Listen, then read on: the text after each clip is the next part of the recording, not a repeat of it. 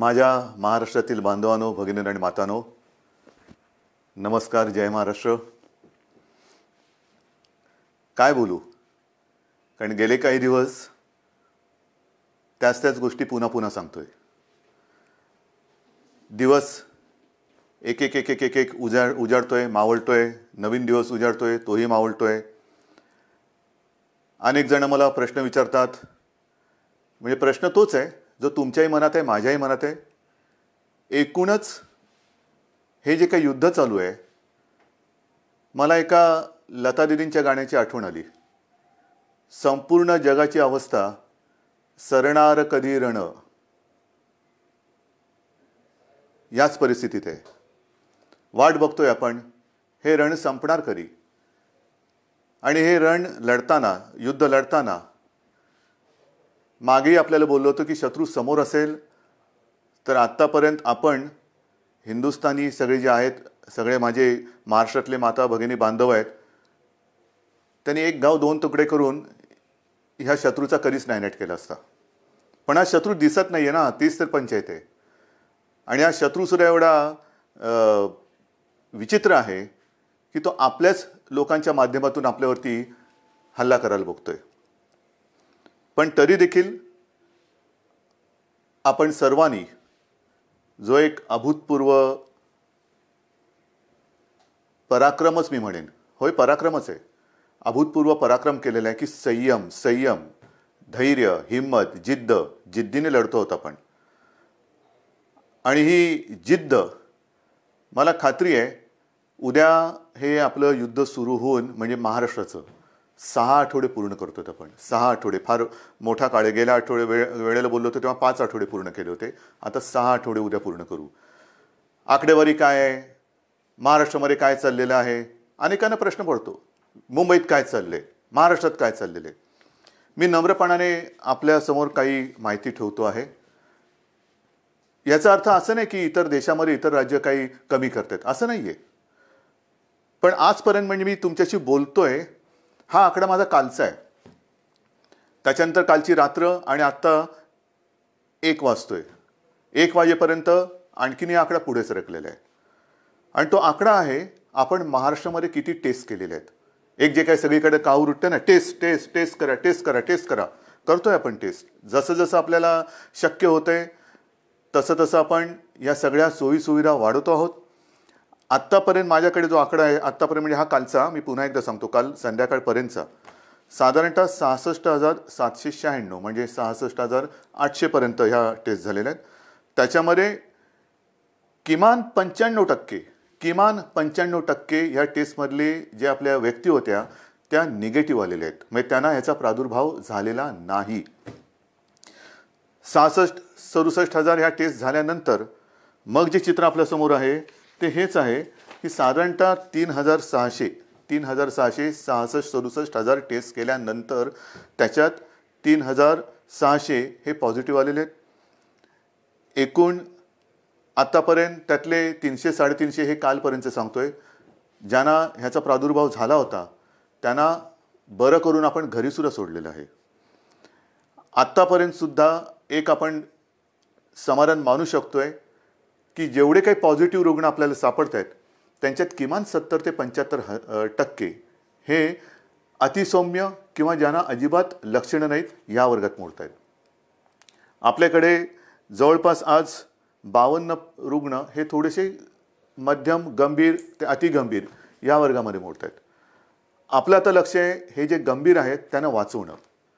पण होतंय काय की काही ठिकाणी आजसुद्धा मला ठिकठिकाणच्या डॉक्टरांकडनं जे काही त्यांच्याशी चर्चा करतोय तर असं समजतंय की बऱ्याच वेळेला अगदी शेवटच्या टप्प्यामध्ये हे रुग्ण आपल्याकडे येतात. म्हणजे आपण काहीच करू शकत नाही. काही केसेसमध्ये तर असे आढळून आलेलं आहे की तो रुग्ण आल्यानंतर त्याचा रिपोर्ट टेस्टला दिल्यानंतर तो जो काय काळ लागतो, टेस्टसाठी जो काय काळ लागतो, रिपोर्ट येण्यासाठी तो लागतोच आहे. तो काय अजून कोणी कमी नाही करू शकलेला. तो रिपोर्ट प्राथमिकता देऊन आपण करून घेतो की हा गंभीर आहे, ह्याचा रिपोर्ट आम्हाला आधी द्या. एक काही अपवादात्मक परिस्थितीत असे झालेले आहे की ते रिपोर्ट येण्याच्या आतच त्यांचं दुर्दैवाने निधन झालेलं आहे. आणि म्हणून मला नेहमी हेच तुम्हाला सांगतो आहे आणि सांगायचं आहे की कोणतेही लक्षण, सर्दी, खोकला, ताप हे लपवू नका. घरच्या घरी उपचार करू नका. आपण याची विभागणी केलेली आहे, ज्याला आपण फीवर क्लिनिक म्हणतो. सर्दी, खोकला, ताप यांच्यासाठी दवाखाने पण सुरू केलेले आहेत. ज्यांना ज्यांना ही लक्षणं आढळतील, ही अशी काही ज्याला म्हणतो ना की नुसतं संसर्ग म्हणजे हात लावला तरी झालं असं नाही आहे. जर मास्क लावला, थोडं अंतर ठेवलं तर हे प्रादुर्भावाचा टाळता येतो. पण आपल्यापासून आपल्याला हे लक्षणं दिसत असतील तर लोक वालीत टाकतील का? अशा संस्कृतीचा महाराष्ट्र नाही आहे. एकमेकाला मदत करणारी आपली संस्कृती आहे. आणि म्हणून मी पुन्हा आपल्याला विनंती करतोय की जर का कोणाला अशी लक्षणं आढळली, स्वतःमध्ये अशी लक्षणं वाटली, तर न घाबरता, न पळता, घरच्या घरी न राहता तुम्ही ह्या दवाखान्यात या. जेवढं लवकर आपण याल तेवढं लवकर आपल्यावरती इलाज होईल. आणि मी गेल्या वेळेला सांगितलं होतं की करोना झाला म्हणजे संपलं, असं नाही. आज सुद्धा जे मी तुम्हाला आकडा दिलेला आहे, बरं होऊन म्हणजे काही ठिकाणी तर जवळपास गंभीर झालेली रुग्ण सुद्धा बरे होऊन आपण घरी सोडलेत, म्हणजे त्यांना जाऊ दिलेलं, बरं करून घरी जाऊ दिलेलं आहे. तर असंही आहे, अगदी 6 महिन्याच्या बाळापासून 83, 84, 85 वयाच्या आजीपर्यंत रुग्ण हे बरे झालेले आहेत, बरे होत आहेत. पण वेळेमध्ये आले तर वेळेत आले पाहिजे. एक गोष्ट मला आणखीन सांगावीशी वाटते की काल मी संध्याकाळी मुंबईतील जे आपले खाजगी दवाखाने आहेत, हॉस्पिटल्स आहेत, किंबहुना स्वतः काही प्रॅक्टिस करणारे डॉक्टर्स आहेत, यांच्यापैकी काही डॉक्टरांशी बोललो. आणि मला समाधान आहेत, हे सुद्धा कुठेही लढायला कमी नाही आहेत. त्यांच्याशी मी स्वतः बोललो, आपले टास्क फोर्सचे डॉक्टर बोलले, महापालिका आयुक्त बोलले. या सर्वांनी एक आपल्याला आश्वासन दिलेलं आहे, विश्वास दिलेला आहे की आज उद्यापासून ह्यांच्या सगळ्या ज्या काही प्रॅक्टिस आहेत, विशेषतः नॉन कोविड पेशंटसाठी, नॉन कोविड म्हणजे ज्यांना कोविड नाही आहे, कोरोना झालेला नाही आहे, असे सुद्धा अनेक रुग्ण, त्यांच्या जुन्या तक्रारी आहेत. कोणाला किडनीचे आजार आहेत, कोणाला हृदयरोग आहे, कोणाला मधुमेह आहे, इतरही काही व्याधी आहेत, काही जणांना अचानक होत आहेत. तर त्यांच्यावरती उपचार करण्यासाठी हे क्लिनिक, हे दवाखाने आणि हे हॉस्पिटल्स ही कोणत्याही परिस्थितीत चालू पाहिजेत. नाहीतर कोरोना करताना ह्यांच्याकडे दुर्लक्ष झालं तर हाही वर्ग खूप मोठा आहे. त्याच्यासाठी ते आपल्याला मदत करतात. त्या सगळ्यांना मी धन्यवाद देतोय. आणि मी संपूर्ण महाराष्ट्रातील डॉक्टर्सना आवाहन करतोय, विनंती करतो आहे की मुंबईतले डॉक्टर्स तयार झालेले आहेत, महाराष्ट्रामध्ये सुद्धा तयार होत आहेत. पण आता घाबरू नका. तुम्हाला जे काही हवं आहे, जे काय सरकार म्हणून करता येणं शक्य आहे, ते सर्व सरकार म्हणून आम्ही करतो आहोत. काही काळजी करू नका. तुम्हाला अगदी PPE किट पाहिजे असतील, जिथे शक्य आहे, कारण आजही या सगळ्या उपकरणांचा थोडा नाही म्हटलं तरी तुटवडा आहेच. मी उगाच काहीतरी खोटं सांगणार नाही आहे, पण तुटवडा थोडासा आहे. पुरवठा होतो आहे, केंद्राकडनं होतोय. राज्य सरकारसुद्धा जिथून शक्य होईल तिथून हा जो काही उपकरणांचा आपल्याला पुरवठा होऊ शकतोय त्यांना संपर्क करून त्यांच्याकडनं सुद्धा घेतोय. म्हणजे हे होत आहे, परिस्थिती सुधारते, नक्कीच सुधारते. धान्याच्या बाबतीत सुद्धा जवळपास 80-90% लोकांपर्यंत राशन आपण पोहोचवलेलं आहे. भगवा रेशन कार्डच्या बाबतीमध्ये राज्याने जो एक मोठा निर्णय घेतला त्याच्याप्रमाणे वाटप आता येत्या काही दिवसात सुरू होते. आपण त्यांना कमी दराने, सवलतीच्या दराने अन्नधान्य देतो आहोत. केंद्राने सुद्धा, मी मागे जे बोललो होतो किमान आधारभूत किमतीने, त्याच्या बाबतीत सुद्धा ते मदत करतायत. आपल्याला अजून काय करता येणं शक्य आहे ह्याच्याबद्दल विचार करून केंद्राशी आपली बोलणी चालू आहेत. केंद्र सुद्धा आपल्याला मदत करते. महत्त्वाचा मुद्दा काय, अनेकांना असं आजही वाटते की केंद्र सरकार मोफत धान्य वाटते, तुम्ही का नाही देत? मोफत धान्य, केंद्र मोफत धान्य देते, मग तुम्ही का नाही देत? मोफत देत आहे, पण ते आत्तापर्यंत तरी फक्त त्यांनी तांदूळ दिलेले आहे. आणि हा तांदूळ सुद्धा अन्न सुरक्षा जी काही आपली एक योजना आहे त्यातल्या लाभार्थ्यांसाठी आहे. जसजसा तांदूळ येतोय तसं तोही आपण वाटतोय. या तांदूळाबरोबर आपण डाळ आणि गव्हाची मागणी केलेली आहे. कारण नुसता तांदूळ घेतोय तो आम्ही देतोय, पण तांदूळासोबत म्हणजे भाताबरोबर गहू आणि डाळ तर पाहिजे. त्या गहू आणि डाळीची सुद्धा आपण मागणी केलेली आहे. आणि मला विश्वास आहे अजून जरी त्याच्यात काही सुधारणा झाली नसली तरी लवकरात लवकर केंद्र सरकार ही आपली मागणी मान्य करून डाळीचा आणि गव्हाचा सुद्धा पुरवठा आपल्याला करेल. तो जसा येईल तसं तो आपण वितरण करायला त्याची सुरुवात करतोय. एकूणच काय की हळूहळू आता गोष्टी या आपल्याला लक्षात आल्यानंतर त्याच्याही बाबतीत यंत्रणा ही व्यवस्थित काम करते आहे. हे सगळं करताना आता उद्या 20 तारीख आपण तर आपला लॉकडाऊन 30 तारखेपर्यंत आणि केंद्र सरकारने म्हणजे माननीय पंतप्रधानांनी तर 3 मे पर्यंत केलं. चांगली गोष्ट केली. ह्याचं कारण असं की गेल्या काही दिवसामध्ये हे जे काही आकडे आहेत हे केंद्र सरकार सुद्धा बोलते की थोडेसे त्याच्यामध्ये घट होते. महाराष्ट्रामध्ये सुद्धा आणि मुंबईमध्ये सुद्धा मी अद्याप काही बोलणार नाहीये. गेल्या काही दिवसातले आकडे ह्याची पुन्हा मी एक तपासणी करायला सांगितले की मला खात्रीपूर्वक सांगा. आहे रोजची मला माहिती येते, पण कुठेही भ्रमात आपण राहायचं नाहीये. कारण हा कोरोना जो आहे जगभराचा आपण अनुभव घेतला तर त्याची वाढ होते, पुन्हा थोडी खाली होते, पुन्हा वरती येतो, पुन्हा खाली जातो. हे थोडं वरखाली होतं. खाली लवकर येईल आणि वर जास्त जाणार नाही ह्याची दक्षता आपल्याला घ्यायची. कुठेही भ्रमात राहून चालणार नाही, गाफील राहून चालणार नाही. आता काय झालं, आला खाली नाही, तो खाली आला आणि आपण गाफील राहिलो तर तो खाली आणि जाऊ रे. तर तसं नकोय, मला गाफील राहायचं नाहीये.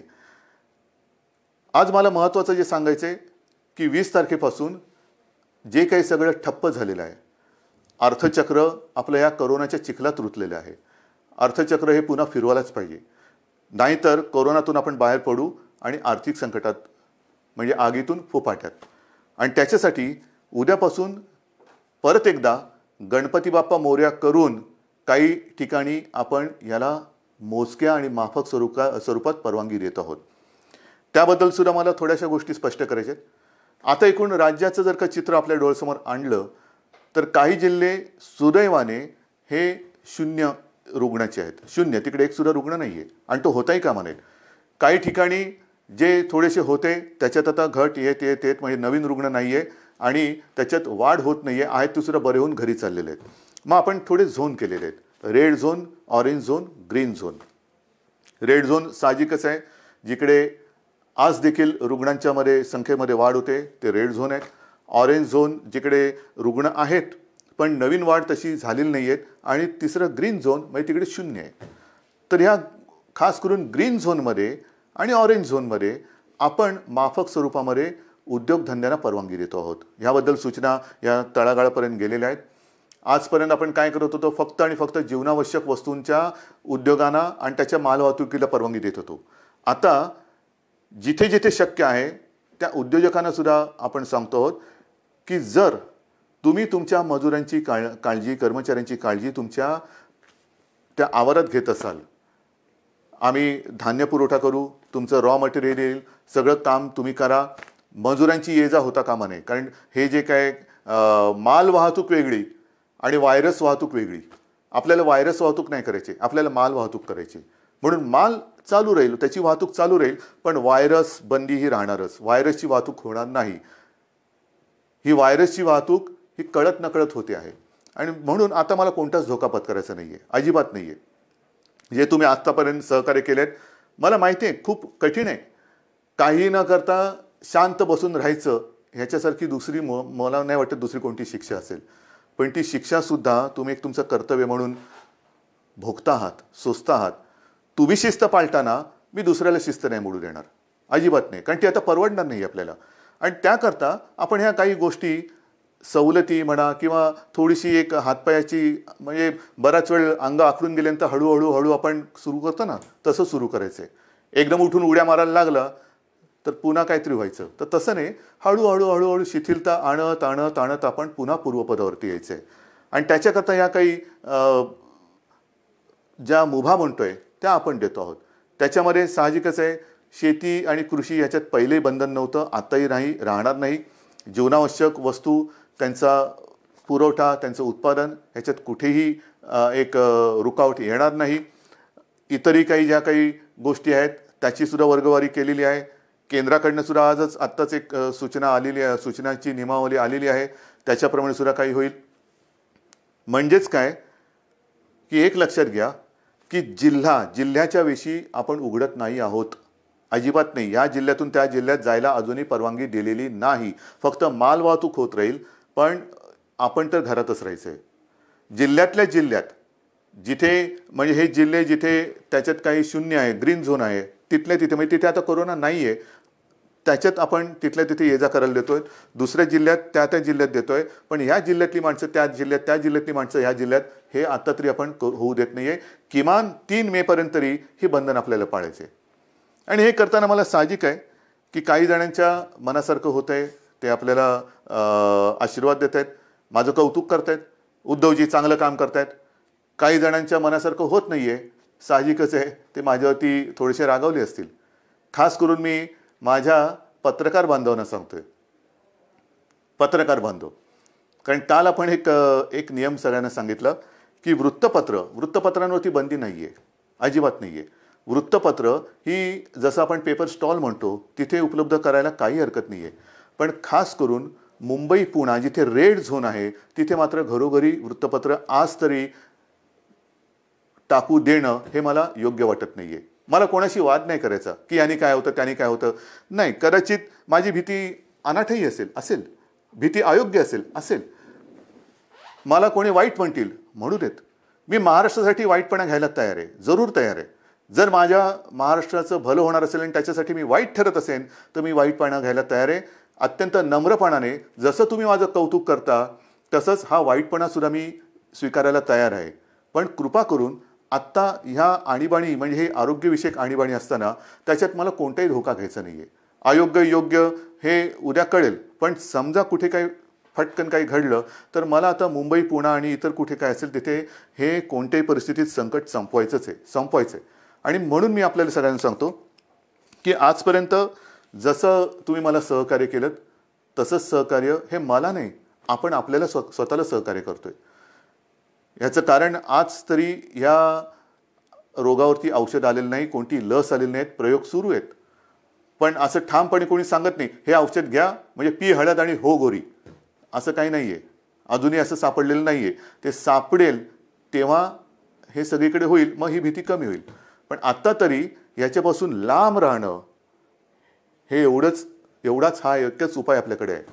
आणि त्याकरता मी पुन्हा एकदा आपल्याला सगळ्यांना सांगतोय की एकतर जरी ही थोडीशी मुभा आपण सर्वांना देत असलो तरी नागरिकांना कृपा करून विनंती आहे की आपण मात्र घराबाहेर पडायचं नाही आहे. अत्यंत आवश्यक असेल तेवढ्या पुरतंच घराबाहेर पडा. पडताना घरगुती मास्क असेल तो वापरा. आल्यानंतर म्हणजे काही ठिकाणी अँटी कोरोना पोलीस, मला समाधान वाटलं की काही ठिकाणी सुरुवात झाली. अगदी पोलीस अधिकाऱ्यांच्या घरात सुद्धा अँटी कोरोना पोलीस आलेले आहेत. मी काल ऑनलाईन बातमी बघताना आपल्या विश्वास नांगरे पाटलांना त्यांच्या घरात जाताना त्यांच्या अँटी करप्शन पोलीसने अडवलेलं आहे की बाबा थांबा, बाहेर फोन तुमचा सॅनिटाईज करा, हात धुवा, आत आल्यानंतर पहिला आंघोळीला जा. हे फार महत्त्वाचं आहे. अँटी कोरोना पोलीस म्हणजे घरातल्या घरात आपण काळजी घेणं गरज आहे.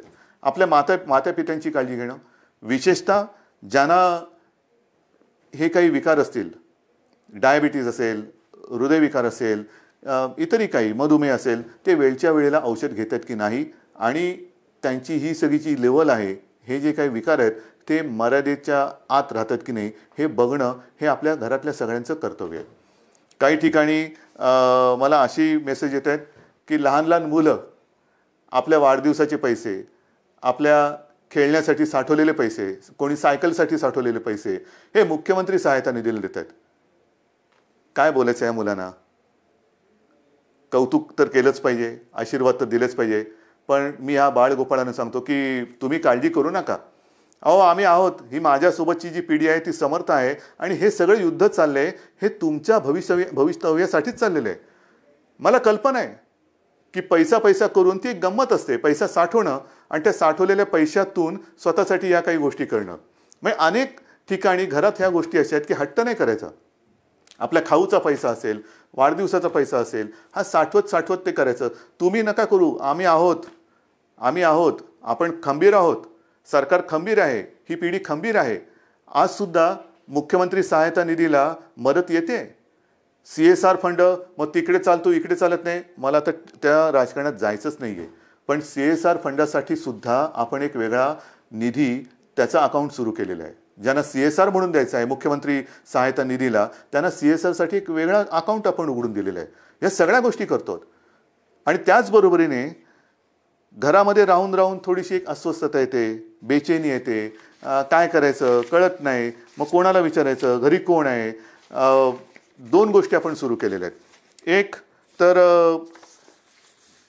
खरं म्हणजे महाराष्ट्रामध्ये याची गरज नाही आहे, कारण महाराष्ट्र आपला हा सुसंस्कृत आहे. पण ज्या बातम्या येतात जगभरातून की घराघरामध्ये महिलांवरती अत्याचार किंवा हिंसाचार ह्या गोष्टी वाढत आहेत. महाराष्ट्रात असं होणार नाही. एक सुद्धा केस अशी होता कामा नये, अजिबात होता कामा नये. पण तरी देखील महिलांना मी विनंती करतोय की समजा दुर्दैवाने कुठे असा आपल्याला अनुभव आला तर 100 नंबर हा आपल्या मदतीसाठी आपण केलेला आहे. कुठे अशी जर का तुम्हाला वाटली की इकडे आपल्यावरती अन्याय होते किंवा थोडंसं होते, मानसिक स्थिती थोडीशी इकडे तिकडे होते, पण तिच्यासाठी ती सांभाळण्यासाठी आणि महिलांना रक्षण देण्यासाठी एक 100 नंबर हा आपण त्या सेवेसाठी देतो आहोत.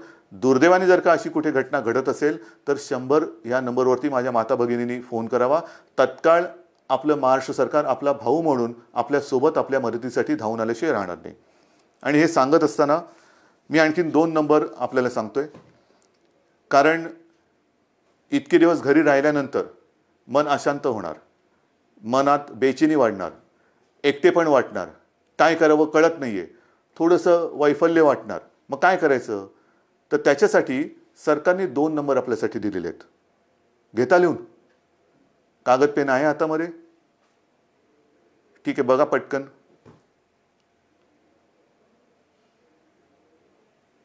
घ्या लिहून. पहिला नंबर आहे तो मुंबई महापालिका आणि बिर्ला. अनेक स्वयंसेवी संस्था आपल्याला विविध रूपाने मदतीला येत आहेत. कोणी अन्नधान्य देत आहे, कोणी पैसे देत आहे, कोणी उपकरणं देत आहे, काही या सेवा देत आहे. त्याच्यामध्ये बिर्ला आणि मुंबई महापालिका ह्या दोघांनी मिळून एक सेवा सुरू केलेली आहे. नंबर नीट लिहून घ्या. 1800 लिहिलात? 1800 120 820050. पुन्हा एकदा सांगतो. 1800 120 820050. हे मुंबई महापालिका आणि बिर्ला यांच्या सौजन्याने आहे. दुसरा नंबर जो आहे त्याच्यामध्ये आपला आदिवासी विभाग आहे. त्या आदिवासी विभागाने एक जबाबदारी घेतली, त्यांना सुद्धा धन्यवाद देतो. त्यांच्यासोबत प्रोजेक्ट मुंबई ही एक संस्था आहे आणि दुसरी प्रफुल्ला. ह्या तीन जण मिळून त्यांनी सुद्धा ही एक सेवा सुरू केलेली आहे. तोही नंबर देतो. तो नंबर घ्या. 1800 बरोबर आहे. 1800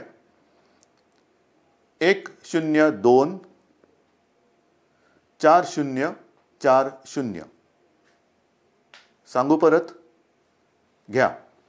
1800 102 4040. तर असं हे आपण जे काय करता येणं शक्य असेल ते करतोय. पण तूर्त 3 मे पर्यंत बाकी सगळ्या गोष्टी ह्या लॉकडाऊनमधल्या तशाच बंद राहतील. कोणत्याही स्वरूपाचे धार्मिक, राजकीय, सांस्कृतिक कार्यक्रम हे महाराष्ट्रामध्ये होणार नाही. कोणत्याही प्रकारची रेल्वे वाहतूक, विमानाची वाहतूक ही महाराष्ट्रात, मुंबईत होणार नाही. वृत्तपत्र माझ्या बांधवांना त्यांना सांगतोय की काल मी काही जबाबदार संपादकांशी आणि व्यक्तींशी बोललो. त्यांच्याशी त्यांना नीट समजून सांगितल्यानंतर त्यांनाही हे लक्षात आलेलं आहे. येत्या 2-3 दिवसात मुंबई पुन्हा वगळून इतरत्र महाराष्ट्रामध्ये आपण काय करू शकतो त्याच्याबद्दल आपण निर्णय घेतो आहोत. काळजी करू नका. सगळ्यांनाच कामं करण्याची इच्छा आहे. कोणालाच असं वाटत नाही आहे की हे बंधन आपल्याला फार हितकारक आहे. अजिबात नाही आहे. शेवटी बंधन टाकणं ही आनंदाची नाही तर अत्यंत क्लेशकारक गोष्ट असते. तुम्हाला मी उलटं मुख्यमंत्री म्हणून आणि सरकार म्हणून आमचं काम असं आहे की जास्तीत जास्त स्वातंत्र्य, एक मोकळेपण हे आपल्या जनतेला द्यावं, आनंद त्यांना द्यावा. पण ही परिस्थिती अशी आहे की सगळ्यांना बंधन आणण्याची एक विचित्र परिस्थिती या सरकारवरती आणि संपूर्ण जगावरती आलेली आहे. मला खात्री आहे की ह्या सगळ्या गोष्टी आपण समजून घेत आहात. समजून घेतल्या नसत्या तर तुम्ही सहकार्यच केलं नसतं. विशेषतः जे इतर राज्यातले मजूरसुद्धा आहेत त्यांनीसुद्धा आता सहकार्य करण्याचं एकूण मला दिसतंय की ठरवल्यासारखं आहे, कारण ते सुद्धा शांत झालेले आहेत. त्यांच्यासाठी मी पुन्हा बोलतो कि केंद्र सरकार के साथ हमारी बात चल रही है. आने वाले कुछ ही दिनों में मुझे पक्का भरोसा है, विश्वास है कि कुछ ना कुछ तो रास्ता निकल आएगा, निकल कर आएगा. और आप चिंता मत करो, महाराष्ट्र में आहिस्ते आहिस्ते हम काम शुरू करने जा रहे हैं. अगर संभव है तो आप आइए, काम पर लौट आइए, आपकी रोजी रोटी चालू रहेगी. और जिस दिन ये माहौल है ये ख़त्म हो जाएगा, मैं आपको वचन देता हूँ कि आपके घर तक महाराष्ट्र सरकार आपको पहुँचाएंगी. लेकिन हम चाहते हैं कि आप जब भी घर जाएंगे, पूरा परिवार आपका वहाँ होगा, आप यहाँ हैं. ये अच्छी बात नहीं है, मैं भी मानता हूँ, समझता हूँ. लेकिन जब भी आप घर लौटेंगे, एक खुशी खुशी जाओ, डर कर नहीं जाना. वो भी डरे हुए हैं, आप भी डरे हुए हैं. आप उनको बता दीजिए, हमारे महाराष्ट्र में हम हैं, महाराष्ट्र की सरकार हमारा अच्छा ख्याल रख रही है. आप हमारी चिंता ना करें, आपकी भी चिंता, वहाँ की सरकार आपका ख्याल रख रही है, तो आप भी चिंता ना करें. लेकिन सब संभल कर रहिए. ये दिन कुछ ही दिनों का सवाल है, ये भी दिन निकल जाएंगे और फिर से मुझे पक्का भरोसा है खुशी की दिन लौट आएंगे.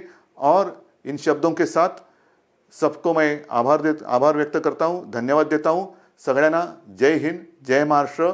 लढायचंच आणि जिंकायचंच.